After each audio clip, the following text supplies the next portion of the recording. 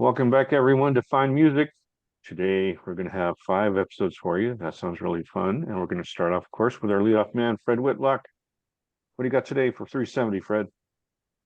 I've got a couple of different things going in two different directions. The first two are kind of electronic, ambivalent space music.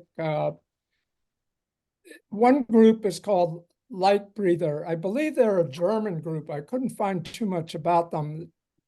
They have a lot of different influences from electronic groups.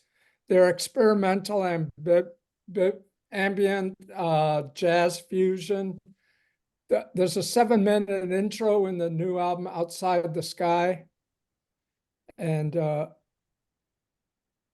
it's great music if you like that. It goes from droning to mellow to ambient, like I said, very industrial in a couple of parts. There's even a tune that sort of sounds like Keith Emerson on keyboards. And it ends with a very spacey space rock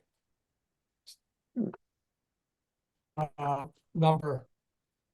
I would check out that group or this person, whoever it is, Lightbreather. And then the other group I discovered this week is they've been around for quite a while, Ghost Funk Orchestra.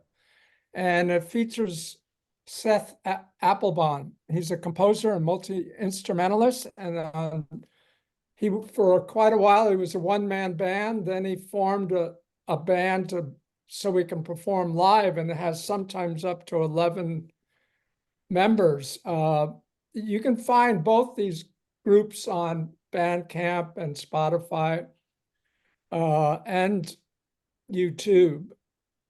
It's a concept album. Oh, sorry. Could I have the name of the band again? Because you had your connection was a little off when you said the name of the band. Ghost Funk Orchestra. Yeah. And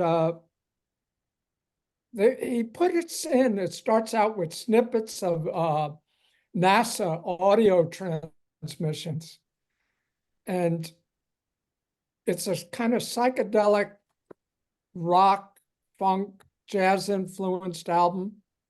It's rich in sound. The title of the album is called Trip to the Moon.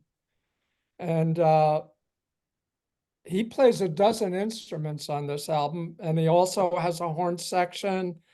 It gets dreamy, it gets sonic, and it's very immersed in sound. It's a great album, A Trip to the Moon. Then a totally different concept is soul music. I discovered this. Well, I knew of one of the artists on this label, Coal Mine Records. Duran Jones records for them, and he's a neon new soul singer that's been singing for the last decade or so. And this label just features some of the best soul music that's been coming out. And there's 3 volumes called Soul SLABS, volume 1, 2, and 3. It's got, you may be unfamiliar with some of these artists, most of these artists, but it's rich in a hip-shaking groove. The tunes are on fire, a lot of instrumentals, vocal features like Thomas and the Volcanoes, Soul Scratchers, Sundown, The Dip, singers like Roxy Ray. This is a great 3 volumes of soul music. If you liked what Daptone Records was putting out with Sharon Jones, you'll love this collection. I'll introduce you to current soul singers that's in the rich 60s vein of soul music. A group that I haven't paid too much attention to is a Scottish band. They've been around since 1989. It's Texas. They have a new album out Texas and Spooner Oldham, the Muscle Shoals Sessions.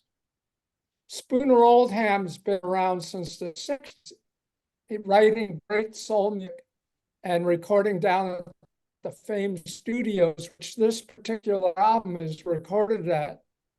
He plays piano and produces on this album, and the group reimagines older songs into a Muscle Shoals soul version, and it's great music. Sharon Spitzer's soulful vocals are delicate, and the piano playing of Spooner Oldham is just as beautiful as when he was playing behind Aretha Franklin. In fact, he's the one that brought the intro to Never Loved a Man the Way I Loved You by Aretha. So he's been around for quite a while, and he's in Neil Young's band for a while and other soul singers he's backed up. But this album is incredible. It's got great songs on it. It's got an R&B feel to all the songs. There's a great tune called with the background vocals done in a 1960s soul style. I would recommend this album. If you're a Texas fan, you'll love it. If you've never, like me, if you've never discovered this group and didn't pay too much attention to them, now's the time. The Muscle Shoals Sessions, Texas and Spooner Oldham. Any questions, guys? No. Okay, it was a little bit spotty in terms of reception, but I think we got it all. So What's we're the gonna label go with the Sharon Jones? What Yeah. Daptones did you say? Oh, well, that's Daptone Records, but this record company that I was talking about is Colemine, Colemine,